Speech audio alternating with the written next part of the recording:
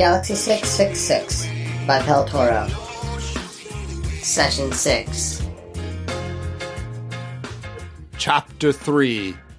We went flashing away, the captain and I, as fast as we could possibly go, without quite hitting the warp, though once or twice I swear I saw the VP data screens beginning to go grey as though they were just going into the warp, but we never quite did. At last, this power that had got me, this reversed gravity, I don't know what to call it, I'm a spaceman, not a scientist, I just didn't know what it was. It took me up to the very edge of a planetary gravitational field. I could see it was a big world, maybe 18 or 20,000 miles in diameter. I'd recovered my senses a bit by then. I stood by with all the equipment. I thought the gravity might have been too much for me, but it wasn't. I came in, I made a good landing, put out the grav testers. It was about 1 1/10 of normal. For a planet that size, that's pretty reasonable. I got out. Apart from feeling a little bit sluggish, I could hardly notice it, and in a day or two I got used to it. The atmosphere was all right then? Asked Milka. Atmosphere was wonderful, replied Bion. Easy to breathe, a good atmosphere. So clean and fresh, it made up for the weight and density of the planet. It helped to counteract the gravitational effect. You don't mind feeling a bit heavier if you're breathing good, clean air. He heaved another sigh. Another drink? I think we ought to have some food. I'm getting hungry. I'll order a meal. Bion crossed the counter and ordered 2 lunches. A smiling waiter appeared with them a minute later. Ready to serve you, gentlemen. Always good to see the space fleet in here. Milka and Bion smiled. It was nice to hear a man talking like that, even if you had heard it 1,000 times before, even if you heard it everywhere you went. It was good to hear it said again. Milka began tucking into Magellanic pseudopods with sugargrass and chipped funkweed. Bion began carving a delicious cooked leg of Herkelbeest with onion sauce. It was a meal that would have cost anybody else 15 credits. The 2 space veterans got it for 1/10 of that price. With the kind of concessions they got and the kind of pensions they got, they could live like kings for the years that were left before the rapidly overtaking feet of the monster called senility trod them back into the soil from which they had sprung. As they ate, Bion continued the tale. The planet was inhabited, he said. Inhabited by the most delicious-tasting game and cultivated with the most succulent flora I've ever tasted. We were living it up now, but you could live it up there and all for free. There was no intelligent life then? Asked Milka. Well, I didn't see any signs of any until I had been there for maybe 10 or 12 weeks. Their weeks, I mean, and what relation they bore to normal Standard Empire weeks, I couldn't tell. The ship came down slowly and gracefully one night. I watched for it, thought it might have been one of ours that had gotten through. Then 2 of the 3 moons came up. I went over and had a look. It wasn't one of ours.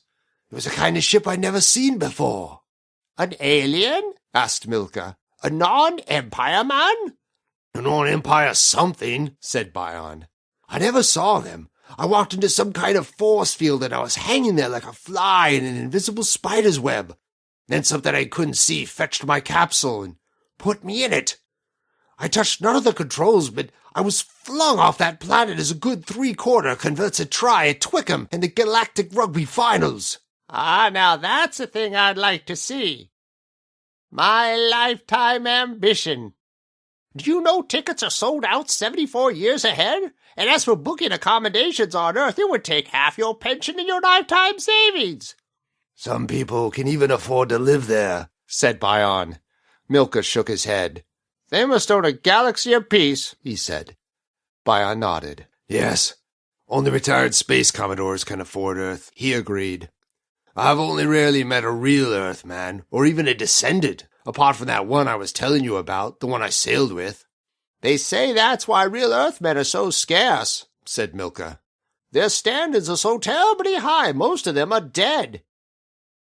If that captain had taken a life capsule for himself, he might have been alive instead of you. But Earthmen don't do things that way, said Bion. I know, agreed Milka. I know. Go back to the story. Bion drew a deep breath and swallowed the last spoonful of onganga sauce. Now, he said, as he pushed his platter away with a satisfied smile, this is the part you're not going to believe. I told you how once before my capsule nearly went into the warp? Well, this time it did.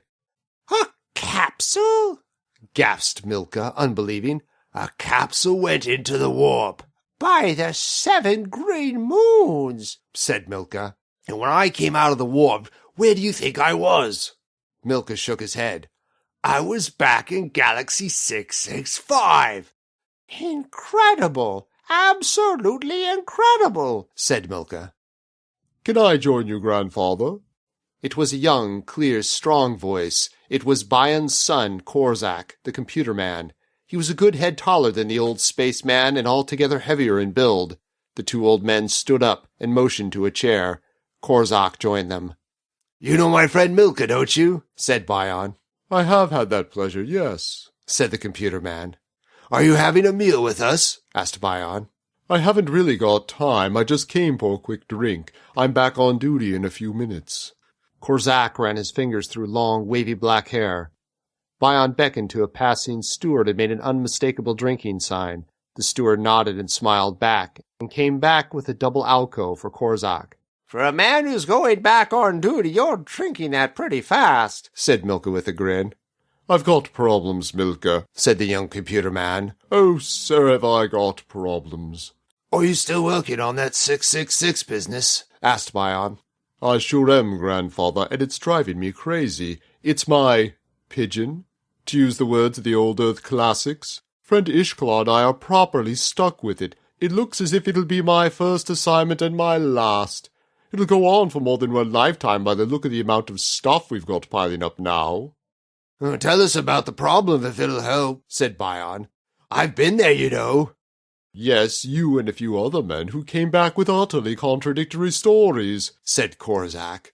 I don't doubt a word you say, Grandfather, and I don't doubt any of the other men either. But everything was so different. Nothing made any kind of pattern, any kind of gestalt.